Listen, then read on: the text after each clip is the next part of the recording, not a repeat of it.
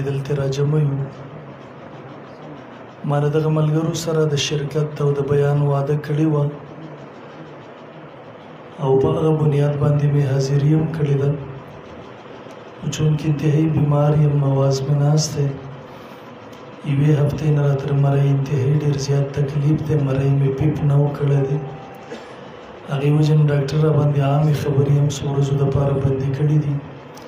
زما نیت و چې زه به تفصیلي بیان کوم خو علي رضی الله تعالی فرمایي عرفت ربي بفسخ العزائم کله کله ما یوه اراده وکړله خو هغسې ونه شوه بلکې څه چې الله وغوښته هغه وشوله چونکې بیمارۍ افات دا د الله رب ذوالجلال د طرف نه وي یاران زنده صحبت باقي انشاءالله العزیز بیا به دغه ملاقاتونه به هم کوو ملاویږو به بیانونه خبرې وعظو نصیحت یو بل سره ذکر تذکرې دا ټولې به کوو انشاءالله العزیز الله دې زموږ او ستاسو دغه محبت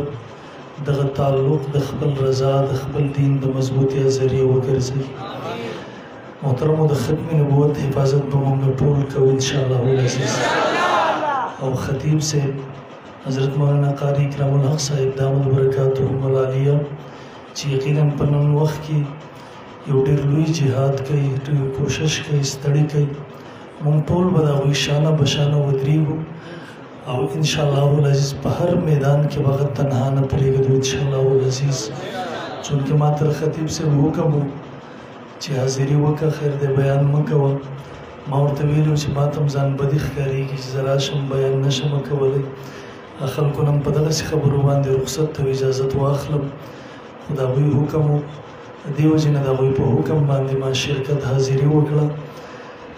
العذر عند الکرام مقبول تاسو د مردان غیرتي خلک دینداره خلک نیک عمل خلک یې الله رب ذوالجلال دې ستاسو دغه خدمتونه دغه محبتونه په خپل دربار کې قبول کړي